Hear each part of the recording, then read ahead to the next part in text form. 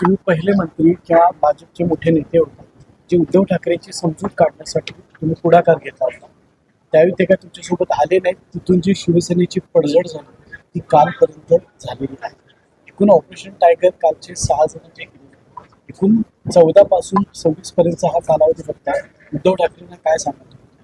नाही, उद्धवजींना सांगण्या इतका मी मोठा नाही आहे, परंतु मला असं वाटतं की तोच यशस्वी होतो की जो वस्तुस्थितीचा आणि भविष्याचा, केवळ भविष्याचा पण नाही, वस्तुस्थितीचा अंदाज घेतो.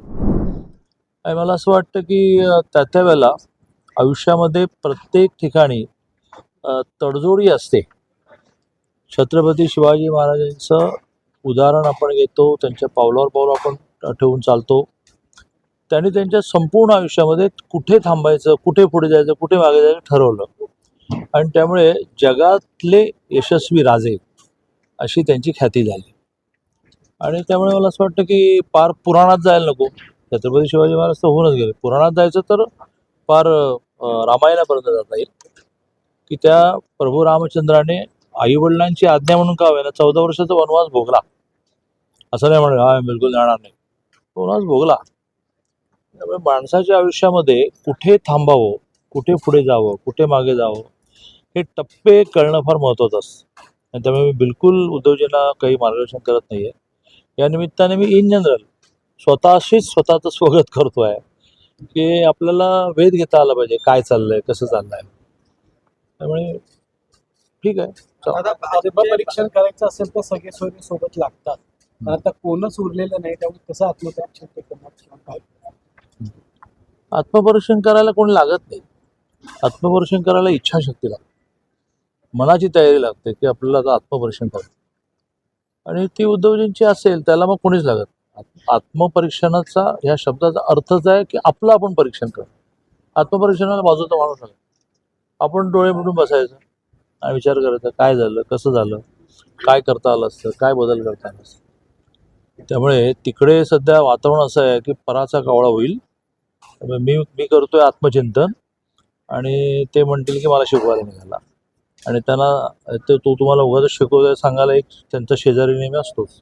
नाही, पण त्याला ऑपरेशन टायगरशी भाजपचा काही संबंध नाही असं सांगतात. त्यानं भाजपचे सगळेच नेते सांगतात. मात्र महाविकास आघाडीमधले सगळेच प्रमुख पक्षाचे नेते या सगळ्याला दोष भाजपला देताना दिसतात. कारण ज्या पद्धतीची सगळी परिस्थिती. कसं आहे, महाविकास आघाडी यातला महा आता काढायलाच लागेल. विकास तर बिलकुलच काढायला लागेल. आघाडी पुरेशी झाली.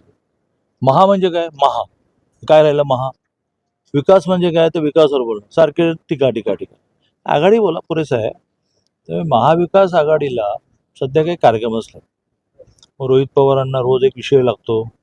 मग ते उपोषणाला बसतात काय, मग उपोषण संपवतात काय, म्हणजे ते उपोषणाला बसले का आणि उठले का हा सगळाच प्रश्न आहे. त्यामुळे असा एक सैरभैर झालेला आहे विरोधी पक्ष.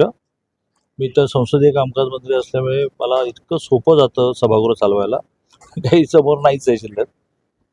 त्यामुळे त्यांना सध्या झोपेत सुद्धा BJP आणि महायुती आणि सगळे आम्ही दिसत असतो की अरे आले आले आले.